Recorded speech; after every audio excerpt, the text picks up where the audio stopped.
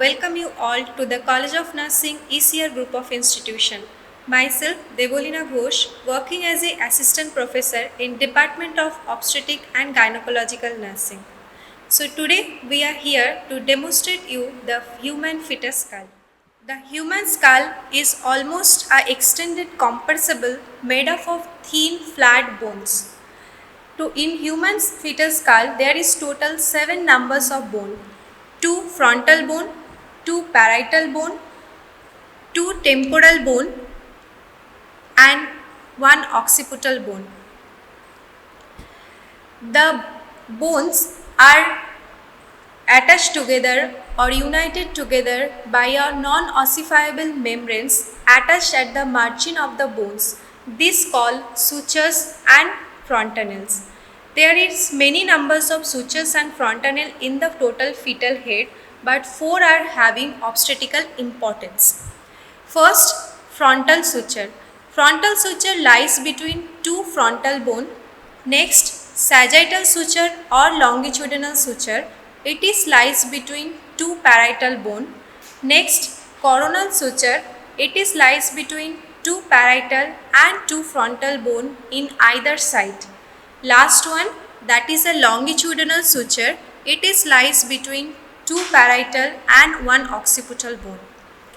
In parietal bones, there is 2 highest point of the parietal bones, which is also the ossified point of the bones, is called parietal eminence. As same like that, in frontal bones also the 2 highest point is called frontal eminence, and in occipital bone the highest point is also called occipital eminence. Is all eminence are having the obstetrical significance.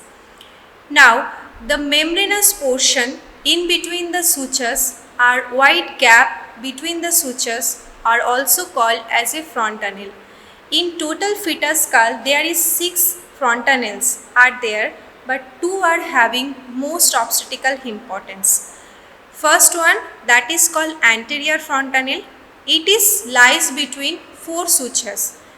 This anterior frontanel in front, it is having frontal suture, back side or posteriorly having sagittal or longitudinal suture, and either side having coronal sutures. It is diamond in shape and size, anterior posteriorly 3 cm, either side also it is 3 cm. Is also called 3 into 3 cm. Some books refer 2.7 into 2.7, which also be correct. The base of this anterior frontanel is made up of non-ossifiable membranes, which also help for the movement of the bones during labor process. This anterior frontanel is also named as bregma, and which is ossified or closed by 18 months after birth. This anterior frontanel is having some obstetrical importance. The first, it is helping the gliding movement of the bones. Second, it is helping for the internal examination during the labor process. Third, it is helping for the collection of the blood, though it is rare. Fourth, it is helping for the collection of the cerebrospinal fluid, though it is also a rare process, but we can do it. Next, we are having posterior frontanel. It is triangular in shape and it is situated in between 2 sutures, anteriorly sagittal or longitudinal sutures, and in either side it is lambdoid suture. It is triangular in shape, so it is also called lambda in opposite name. The diameter of this lambda is 1.2 into 1.2. Normally it will ossified at birth. If failed to ossified, it will ossified by within 1.5 months.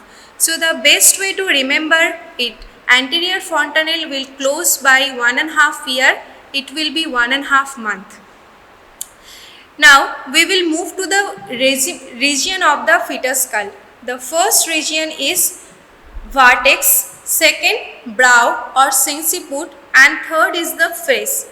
So the vertex area, it is a quadrangular area bounded by posteriorly lambda and lambdoid suture, anterior fontanelle or bregma and coronal sutures, and either side line passing through parietal eminence.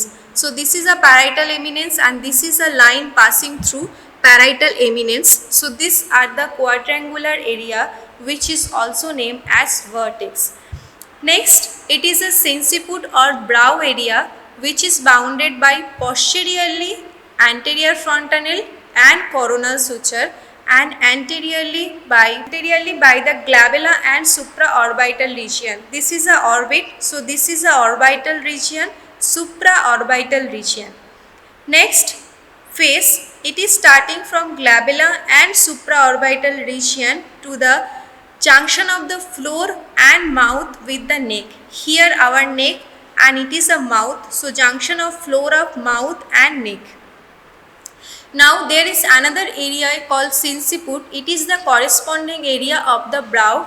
Where this brow is area, that same area is also called as a sinciput area. And occipital area is bounded by the occipital bone. Next, I am moving to the diameter of the fetus skull. So first is the suboccipitobregmatic diameter. Subocciput, it is just below the occipital eminence. It is the occipital eminence or highest point of the occiput.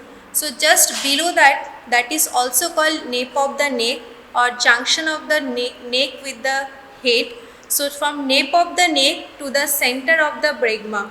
We know bregma is the anterior fontanelle opposite name. So center of the bregma. Suboccipitobregma, from the subocciput region to the center of the bregma is 9.5 centimeter. Second, suboccipitofrontal, same place from the subocciput region to the center of the sinciput or center of the frontal bone. This diameter is called suboccipitofrontal diameter. It is 10 centimeter. Next is the occipitofrontal. It is starting from the occipital eminence to the center of the frontal bone, that is 11.5 centimeter. This is the 3 diameter from the back side. Now in the front, first one is the mentovertical.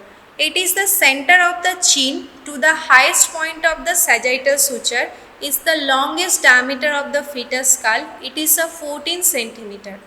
Next, submentovertical.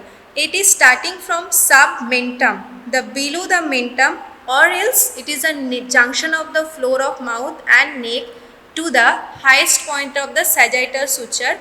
It is 11.5 centimeter.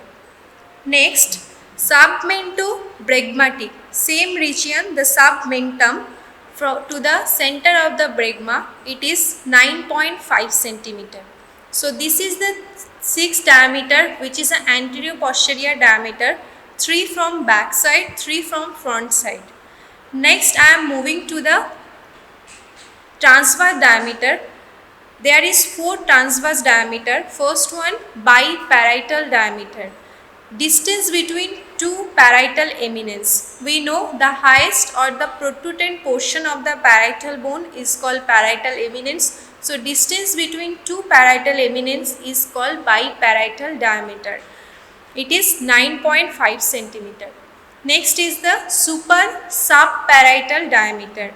It is 1 point below the parietal eminence to the opposite side 1 point above the parietal eminence. It is super subparietal diameter. It is 8.5 centimeter. Next is bitemporal diameter. Distance between 2 temporal bone. This is the temporal bone either side, or we can say distance between the 2 farthest point of the coronal suture is 8 centimeter. And the last diameter is bimastoid diameter. Here the mastoid bones are there, which is not there in this fetus skull but supposed to be here. So distance between 2 mastoid bone is bimastoid diameter. It is the smallest diameter in the fetus skull. It is 7.5 centimeter. So with that we have finished the fetus skull. and we have today discussed about details, bones, sutures, frontanels and the regions diameters of the fetus skull. Hope you understood this video, and we will again welcome you in the ECR group of institution.